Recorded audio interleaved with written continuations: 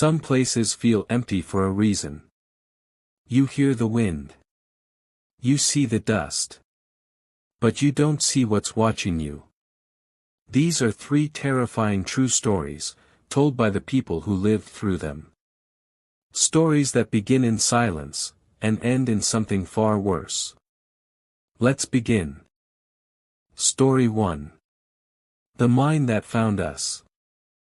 This happened not long ago, maybe 4-5 weeks. I still haven't told my parents, and I'm not sure I ever will. They already hate that I go exploring abandoned places with my friends. If they knew what happened that day, yeah, they'd lose it. I live in Nevada, boring town, flat desert, nothing to do. That's probably why I got into urban exploring in the first place. Old malls, rooftops, storm drains, anything that felt forgotten. But the one who always brought the weirdest spots was this guy Luca. Quiet, smart, always one step ahead. He had this instinct for places that weren't just abandoned, they felt wrong. One day, he sent a screenshot to our group chat. It was from some half-dead Instagram account, like 14 followers, glitchy filters, posts of ruins and tunnels in the desert. Creepy captions like, "You only find them when they want to be found." Luca said he'd messaged the account. They sent him GPS coordinates. No explanation. Just a pin. Of course we went. It was me, Luca, and our friend Elijah. I drive a beat-up Wrangler, good for off-roading, and we took that. The GPS led us deep into the Mojave. No roads, no signs, just dust and rocks and heat.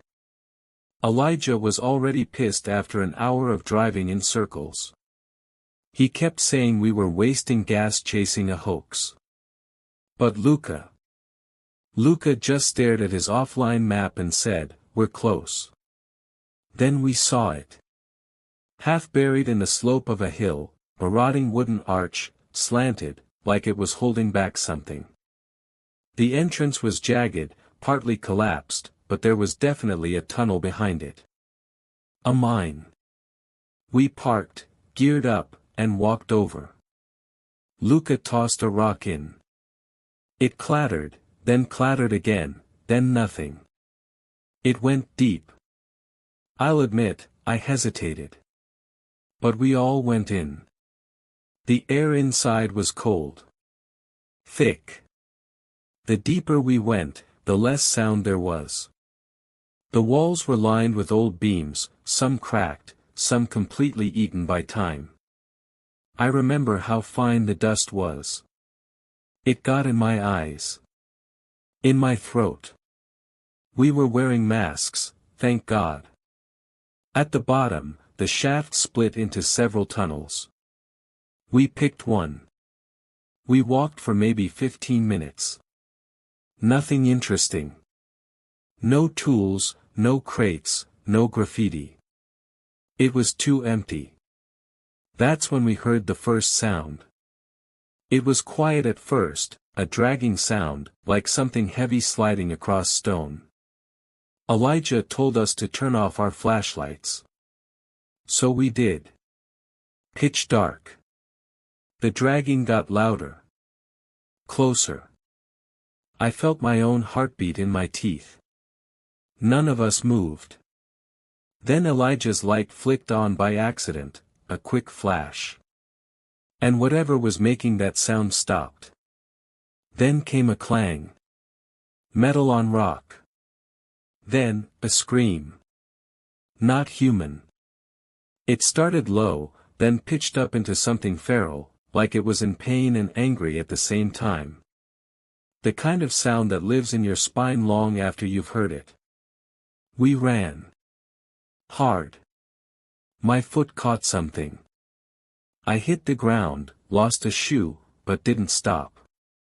Luca and Elijah were already climbing the slope. I scrambled after them, barefoot, bleeding, half blind. We made it out. Back at the car, Elijah jumped behind the wheel and floored it. We didn't say a word until we saw cell service again. My foot was shredded. I needed stitches, a tetanus shot, the works. We agreed never to tell anyone. But a few days later, Elijah texted. He wanted to go back. Said he lost his wallet. Just wanted to check the entrance. Not go inside. I should have said no, but I didn't. We drove out again. The mine was still there. The wallet was gone. But my shoe, the one I lost, was lying by the entrance. It looked, chewed. Like something had bitten through it. Deep teeth marks, whole chunks missing. Luca picked it up and just stared. Then he said, quietly, I don't think we found the mine. I looked at him. He didn't blink. He said, I think it was waiting for us. Story 2. The fire outside. I've always been into the outdoors. Mountains, rivers, the kind of quiet where you can hear your own thoughts. My girlfriend, Mallory, is the same way. We'd been together maybe 6 months, but it felt like we'd known each other way longer. Same rhythm, same instincts. We'd done the whole forest thing. Lakes. Cabins. But we'd never camped in the desert. So when I found this listing online for a primitive campsite out in the Nevada flats, no lights, no cell towers, no people, it felt perfect. Just sky and silence. We drove out on a Friday morning, took us 3 hours and change. The last leg was just dirt road, no signs, no fences. Nothing but dry wind and dust. When we pulled up, there was no one around. No other cars, no fire pits in use. Just us. The first 2 nights were amazing. We built a fire, passed a joint back and forth, listened to music, laid on the truck bed watching stars burn cold light into the sky.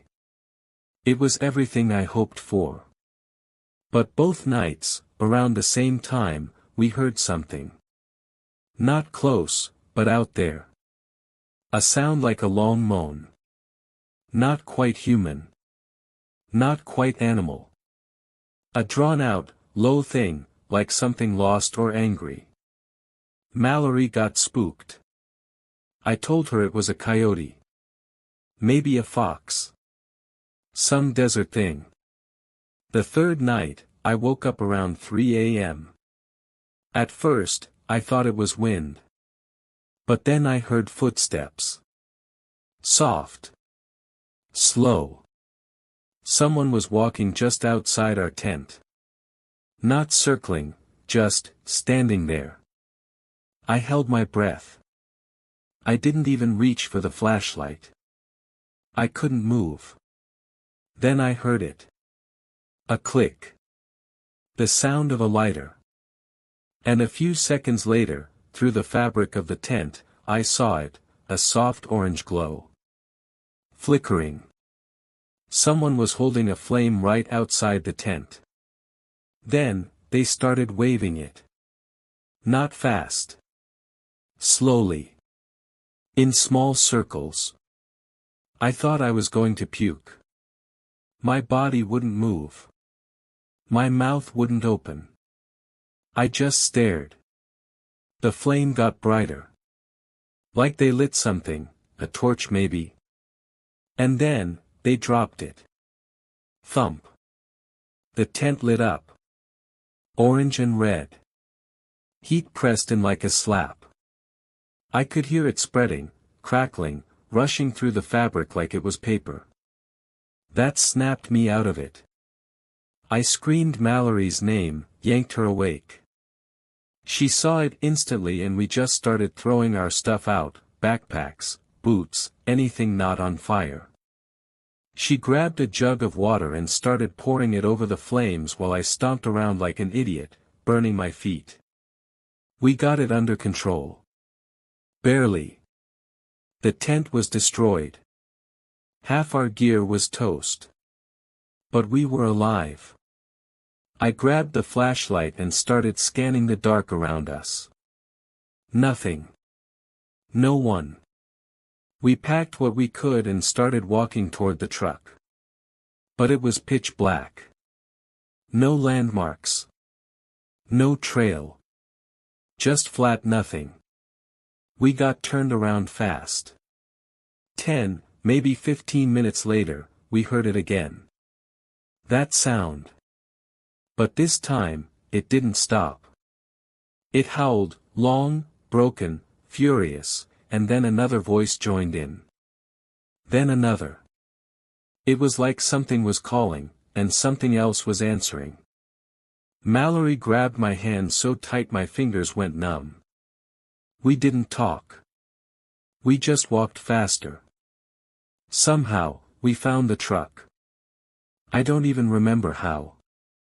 I just remember throwing gear into the back and slamming the door.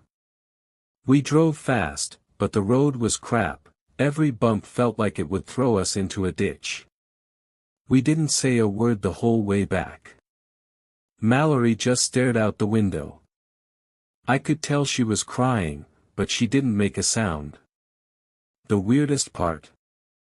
When we got home, we went through the gear we'd saved, just to see what we still had.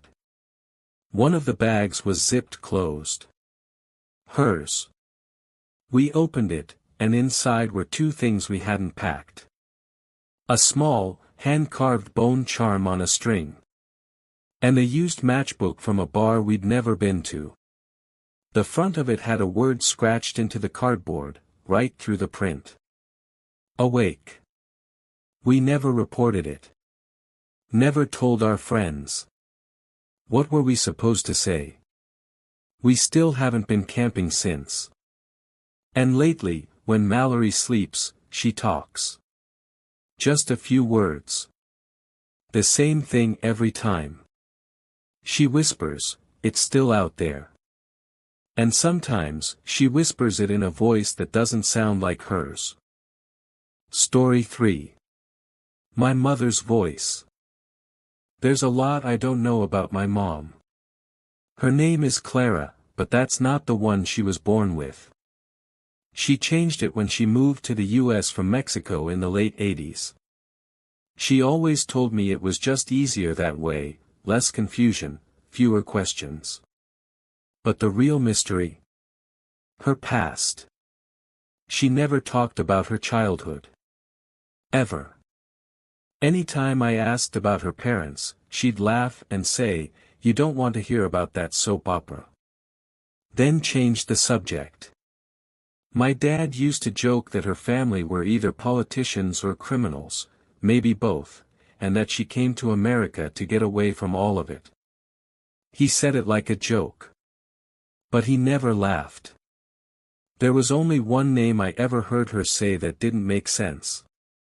A man. I'll just call him R. I once overheard her whispering it late at night, back when I was maybe 11. She was in the living room, sitting in the dark, talking in Spanish on the phone. I didn't understand most of it, but she kept saying R's name like it meant something. Like it carried weight. When I flipped on the light, she didn't jump. She just hung up, gave me this cold, dead stare, and told me to go back to bed. I never asked about it again. But I never forgot. Flash forward to last year. I was driving through southern Arizona on my way to meet a friend. Long desert road, no one around. It was getting late, I was tired, and bored out of my mind. So I called my mom. We talked about soccer, our usual thing. Champions League, old players, tactics. It was a good talk. Then I saw them. 2 pickup trucks, blocking the road. No accident. No hazard lights. Just parked sideways like a wall. I slowed down. Before I could even say anything to my mom, 3 men stepped out. All armed. I froze. One of them, maybe early 40s, hard face, hard eyes, walked up and knocked the barrel of his rifle against my window. I didn't fight it. I opened the door and got out with my hands up. The man barked something at me in Spanish.